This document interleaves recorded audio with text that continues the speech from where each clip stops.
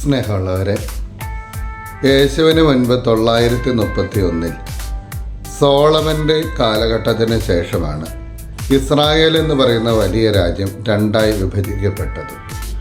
യൂദയ എന്നും ഇസ്രായേൽ എന്നുമാണ് ആ രണ്ട് രാജ്യങ്ങളുടെ പേരുകൾ. ഇതിൽ ആഹാസ് രാജാവ് ഭരിച്ചത് യൂദയ എന്ന് പറയുന്ന രാജ്യത്തെയാണ്. BC 8-ാം നൂറ്റാണ്ടിൻ്റെ ആദ്യ കാലഘട്ടങ്ങളിൽ. ആ സമയത്ത് വടക്കൻ രാജ്യമായിട്ടുള്ള ഇസ്രായേൽ സിറിയക്കാരുമായി ചേർന്ന് തെക്കൻ രാജ്യമായിട്ടുള്ള ആഹാസിൻ്റെ യൂദയായെ ആക്രമിക്കാൻ തയ്യാറെടുത്തു. അതിന് കാരണം പൊതുവായിട്ടുള്ള ശത്രുവായിട്ടുള്ള അസിറിയക്കാരുടെ ഭീഷണിയെ നേരിടുക എന്നുള്ളതായിരുന്നു. എന്നാൽ ആ സമയത്ത് ആഹാസ് രാജാവ് അസിറിയക്കാരുമായിട്ട് ചേർന്ന് പ്രതിരോധം തീർക്കുന്നതിന് ആലോചിച്ചപ്പോൾ യെശയ്യാ പ്രവാചകൻ ആഹാസ് രാജാവിനോട് പറയും, അത് വലിയൊരു അബദ്ധമാണ് നീ ചെയ്യാൻ പോകുന്നത്, ദൈവത്തിൻ്റെ ഇഷ്ടം അതല്ല. അപ്പോഴാണ് ആഹാസ് രാജാവ് ദൈവത്തിൻ്റെ ഇഷ്ടം അതല്ല എന്നുള്ളതിനെ പറ്റി ഒരു അടയാളം തരണമെന്ന് പറയുന്നത്. യെശയ്യാ പ്രവാചകൻ്റെ പുസ്തകത്തിലെ 7-ാം അധ്യായം 14-ാമത്തെ തിരുവചനത്തിലാണ് യേശയ്യ അടയാളം കൊടുക്കുന്നത്. ദൈവം തന്നെ നിനക്കൊരടയാളം തരും, കന്യക ഗർഭം ധരിച്ച് ഒരു പുത്രനെ പ്രസവിക്കും, അവൻ ഇമ്മാനുവൽ എന്ന് വിളിക്കപ്പെടും. യേശുവിൻ്റെ ജനനത്തിന് ശേഷം മത്തായി സുവിശേഷം എഴുതുന്ന സമയം 1-ാം അധ്യായം 20 മുതലുള്ള തിരുവചനങ്ങളിൽ യേശയ്യാ പ്രവാചകൻ്റെ 7-ാം അധ്യായത്തിലെ 14-ാമത്തെ തിരുവചനം യേശുവിൻ്റെ ജനനത്തിലൂടെ നിറവേറിയതായി മത്തായി ശ്ലീഹ പ്രഖ്യാപിക്കുന്നുണ്ട്. ഈ പ്രവചനം പക്ഷേ പുറകോട്ട് നമ്മൾ ചിന്തിച്ച് നോക്കിയാൽ ഉൽപ്പത്തിയുടെ പുസ്തകം 3-ാം അധ്യായത്തിലെ 15-ാമത്തെ തിരുവചനത്തിൽ നമുക്ക് കാണാൻ പറ്റുന്നുണ്ട്. അവിടെ സർപ്പത്തിന് കൊടുക്കുന്ന ശാപത്തിൻ്റെ ഇടയിൽ ദൈവം പറയുന്നുണ്ട്, നീയും നിന്റെ സന്തതിയും സ്ത്രീയും അവളുടെ സന്തതിയും തമ്മിൽ ഞാൻ ശത്രുത ഉളവാക്കും, അവളുടെ സന്തതി നിന്റെ തല തകർക്കും. ഇവിടെ അവളുടെ സന്തതി എന്നുള്ള ഏകവചനമാണ് ഉപയോഗിച്ചിരിക്കുന്നത്. അതുകൊണ്ട് തന്നെയും സാത്താൻ്റെ തല തകർക്കുന്ന ആ ഒരു സന്തതി, അവനാണ് പിറന്നിരിക്കുന്ന യേശുവായിട്ടുള്ളവൻ ഇമ്മാനുവൽ എന്ന് അവൻ വിളിക്കപ്പെടും. ഇമ്മാനുവൽ എന്നാണ് അവൻ വിളിക്കപ്പെടുന്നത്. പരിശുദ്ധ കന്യകാമറിയമാണ് ഈ പ്രതിപാദ്യ വിഷയമായിട്ടുള്ള സ്ത്രീ. യെശയ്യാ പ്രവാചകൻ്റെ പുസ്തകത്തിലെ കന്യക എന്നുള്ള അല്ലെങ്കിൽ യുവതി എന്നുള്ള അതും ഉൽപ്പത്തിയുടെ പുസ്തകത്തിലെ 3-ാം അധ്യായത്തിലെ സ്ത്രീ എന്നുള്ള പ്രയോഗവും പരിശുദ്ധ കന്യകാമറിയത്തെ സംബന്ധിച്ച് തന്നെയാണ്. ഇന്ന് പരിശുദ്ധ കന്യകാമറിയത്തിൻ്റെ 2 വിശേഷങ്ങൾ നമ്മൾ ആചരിക്കുന്ന ദിവസമാണ്. പരിശുദ്ധ കന്യകാമറിയത്തിൻ്റെ അമലോത്ഭവ തിരുനാൾ ഡിസംബർ മാസം 8-ാം തീയതിയും ആഗമനകാലത്തിലെ 2-ാമത്തെ ഞായറാഴ്ച പരിശുദ്ധ കന്യകാമറിയത്തിന് ലഭിച്ച മംഗളവാർത്തയുടെ ഓർമ്മയും. ആരാണ് പരിശുദ്ധ കന്യകാമറിയമെന്നും എന്താണ് അവൾ ചെയ്തത് എന്നുമുള്ള 2 ചോദ്യങ്ങളുടെ ഉത്തരമാണ് ഈ 2 തിരുനാളുകൾ. ആരാണ് കന്യകാമറിയം? അവൾ അമലോത്ഭവയാണ്. എന്താണ് അവൾ ചെയ്തത്? മംഗളവാർത്ത ലഭിച്ച സമയത്ത് ദൈവത്തിൻ്റെ മുൻപിൽ ഇതാ കർത്താവിൻ്റെ ദാസി പറഞ്ഞു എന്നുള്ളത്. പരിശുദ്ധ കന്യകാമറിയം പരിശുദ്ധ പൂർണ്ണയാണ് എന്ന് എഫേസസ് സൂനോദോസിൽ 431 എഫേസസ് സൂനോദോസിൽ മറിയത്തെ ദൈവമാതാവെന്ന് പ്രഖ്യാപിക്കുന്ന വേളയിൽ സൂനോദോസ് പ്രഖ്യാപിക്കുന്നുണ്ട്. പിന്നീട് വിശുദ്ധ ആഗസ്തീനോസ് അത് കൂടുതൽ വിശദമാക്കുന്നുണ്ട്. എന്നാൽ 1854 9-ാം പിയൂസ് മാർപ്പാപ്പയാണ് അമലോത്ഭവം ഒരു വിശ്വാസ സത്യമായിട്ട് പ്രഖ്യാപിക്കുന്നത്.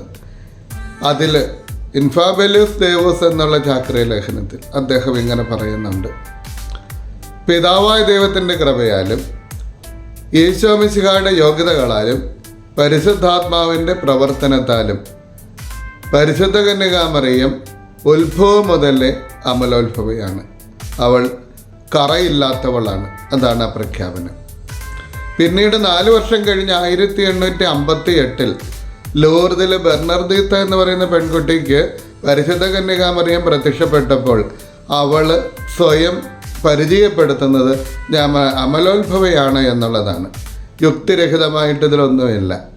സ്നാപയോഹന്നാനെ അമ്മയുടെ ഉദരത്തിൽ വെച്ച് ദൈവത്തിന് പരിശുദ്ധാത്മാവിനാൽ നിറയ്ക്കാമെങ്കിൽ യെശയ്യാ പ്രവാചകന്മാരെയും മറ്റു പ്രവാചകന്മാരെയും, പ്രത്യേകിച്ചും ജെറമിയ പ്രവാചകനെ അമ്മയുടെ ഉദരത്തിൽ വെച്ച് തന്നെ പ്രത്യേക കാര്യങ്ങൾക്ക് നിയോഗിച്ചതായിട്ട് ദൈവത്തിന് പ്രഖ്യാപിക്കാമെങ്കിൽ, പ്രത്യേക കാര്യത്തിനല്ല, ആദ്യത്തെ സക്രാരി ആകാനായിട്ടിരിക്കുന്ന പരിശുദ്ധ കന്യകാമറിയത്തെ തന്നെ ദൈവം കറകളില്ലാതെ ലോകത്തിലേക്ക് വിട്ടു, സൃഷ്ടിച്ചു എന്നുള്ള കാര്യത്തിൽ, ഉത്ഭവഭാവം കൂടാതെ സൃഷ്ടിക്കപ്പെട്ടു എന്നുള്ള കാര്യത്തിൽ നമുക്ക് യുക്തിഭദ്രമായിട്ടുള്ള കാര്യം തന്നെയാണത്.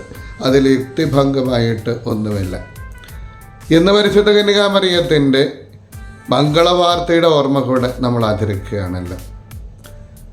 മംഗളവാർത്തയ്ക്ക് 3 മാനങ്ങളുള്ളതായിട്ട് നമുക്ക് മനസ്സിലാവും. ഒന്നാമത്തെ മാനം ലോകത്തിന് കിട്ടിയ ഒരു മംഗളവാർത്തയാണ്. ലോകത്തിന് കിട്ടിയ വാർത്ത എന്താണ്? ഇതാ ലോകം കാത്തിരുന്നവൻ ലോകത്തിലേക്ക് വരാൻ പോകുന്നു. ഞാൻ സൂചിപ്പിച്ച ഉൽപ്പത്തിയുടെ പുസ്തകം 1-ാമത്തെ അധ്യായത്തിലെ തിരുവചനം, സാത്താൻ്റെ തകർക്കപ്പെടാൻ പോകുന്നു. യേശുവിൻ്റെ ജനനത്തിന് മുൻപും യേശുവിൻ്റെ ജനനത്തിന് ശേഷമുള്ള പ്രത്യേകത എന്താ?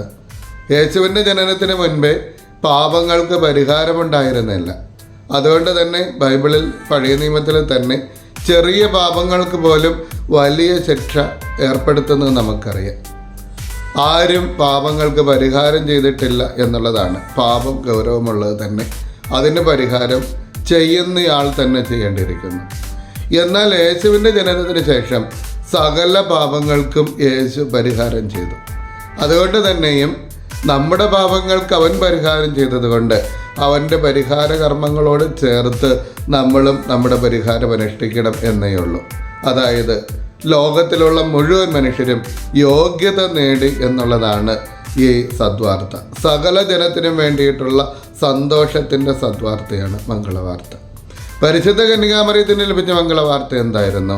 ഒരു ഉത്തരവാദിത്വം ഏൽപ്പിക്കപ്പെടുന്നു. അതുമാത്രമല്ല, അവളെ സംബന്ധിച്ച് പ്രധാനപ്പെട്ട മംഗളവാർത്ത, കർത്താവ് നിന്നോട് കൂടെയുണ്ട്, നീ നന്മ നിറഞ്ഞവളാണ്. കർത്താവ് കൂടെയുണ്ട് എന്നുള്ളതാണ് മംഗളവാർത്തയുടെ സാരാംശം. ഉത്തരവാദിത്വം ഏറ്റെടുക്കുന്നതിൽ, ദൈവം ഏൽപ്പിച്ചിരിക്കുന്ന ജോലി പൂർത്തിയാക്കുന്നതിൽ ഞാൻ കൂടെയുണ്ട്, ദൈവം കൂടെയുണ്ട് എന്നുള്ളത്. ദൈവം കൂടെയുണ്ട് എങ്കിൽ ഇതാ കർത്താവിൻ്റെ ദാസി. നമുക്ക് ലഭിച്ചിരിക്കുന്ന ഒരു മംഗളവാർത്തയുണ്ട്. മറിയത്തോട് ആദ്യം പറഞ്ഞ വാക്ക് ഭയപ്പെടേണ്ടതില്ല. എന്തുമാത്രം കഷ്ടതകളിലൂടെ കടന്നുപോയാലും, ഏത് പ്രതിസന്ധികളിലൂടെ കടന്നുപോയാലും ഭയപ്പെടേണ്ടതില്ല. നമ്മൾ ദൈവം കൂടെയുണ്ട്. ഇമ്മാനുവലായിട്ട് അവൻ കൂടെ വസിക്കാൻ പോകുന്നു. ഭയപ്പെടേണ്ടതില്ല. അതുമാത്രവുമല്ല, നമുക്ക് ലഭിച്ച മംഗളവാർത്തയുടെ ഏറ്റവും പ്രധാനപ്പെട്ട ഭാഗം, ദൈവത്തിന് അസാധ്യമായിട്ടൊന്നുമില്ല. അതെല്ലാ കാലത്തേക്കും വേണ്ട ഒരു മംഗളവാർത്തയാണ്. ഭയപ്പെടേണ്ടതില്ല, ദൈവം കൂടെയുണ്ട്. അവിടുന്ന് എല്ലാം സാധ്യമായിട്ടുള്ളവനാണ്. ലോകത്തിന് കിട്ടിയ മംഗളവാർത്ത ഇതാ, ദൈവം തന്നെ നമ്മുടെ കൂട്ടത്തിലാകാൻ പോകുന്നു. ഭൂമി സ്വർഗമാകാൻ പോകുന്നു. മറിയത്തിന് കിട്ടിയത്, നിന്റെ കൂട്ടത്തിൽ ദൈവമുണ്ട്, അതുകൊണ്ട് തന്നെയും ഈ ഉത്തരവാദിത്വം ഏറ്റെടുക്കുന്നതിന് തമ്പുരാൻ നിന്റെ കൂട്ടത്തിൽ തന്നെ ഉള്ളത് കൊണ്ട് നീ ഭയപ്പെടേണ്ടതില്ല. നമുക്ക് കിട്ടിയ മംഗളവാർത്തയും അത് തന്നെ. ഇതാ എല്ലാം ദൈവത്തിന് സാധ്യമാണ്. നിന്റെ വഴികൾ അടഞ്ഞുവെന്ന് നിനക്ക് തോന്നുന്ന സമയം, ഒരിടത്തും ഒരു പ്രകാശമില്ല എന്ന് തോന്നുന്ന സമയം, നമുക്ക് വേണ്ടിയിട്ടുള്ള താരകം ഇതുവരെ ഉദിച്ചിട്ടില്ലല്ലോ എന്ന് സങ്കടപ്പെടുന്ന സമയം, ഇതാ അവൻ കൂടെയുണ്ട് എന്നുള്ളത്. അസാധ്യമായിട്ടൊന്നുമില്ലാത്തവനായിട്ടുള്ള ദൈവം നീ ഭയപ്പെടേണ്ടതില്ല എന്ന് പറഞ്ഞ് കൂടെ നിൽക്കുന്നു എന്നുള്ളതാണ് നമുക്ക് ലഭിച്ച മംഗളവാർത്തയത. അതുകൊണ്ട് തന്നെ പ്രിയമുള്ളവരെ, വിശ്വസിക്കാൻ നമുക്ക്. വിശ്വാസത്തിലൂടെയാണ് ഈ ഒരാശ്വാസം നമുക്ക് കിട്ടുന്നത്. ദൈവം കൂടെയുണ്ട് എന്ന് പൂർണ്ണമായിട്ടും, മറിയത്തിൻ്റെ കൂടെ നിന്നവനായിട്ടുള്ള ദൈവം കൂടെയുണ്ട് എന്ന് നമുക്ക് വിശ്വസിക്കാം. പരിശുദ്ധ കന്യകാമറിയത്തെ നമുക്ക് നെഞ്ചോട് ചേർത്ത് പിടിക്കാം. പരിശുദ്ധ അമ്മയുടെ ഭക്തരായിട്ട് നമുക്ക് മാറാം. ദൈവം തന്ന വലിയ കൃപയാണ്. ഈ ലോകത്തിലേക്ക് തന്ന ഏറ്റവും വലിയ സമ്മാനം ഈശോ കഴിഞ്ഞാൽ പിന്നെ പരിശുദ്ധ കന്യകാമറിയമാണ്. അമ്മയോട് നമുക്ക് ചേർന്ന് നിന്ന് ഈശോയെ ആരാധിക്കാം. ദൈവം നമ്മളെല്ലാവരെയും അനുഗ്രഹിക്കട്ടെ.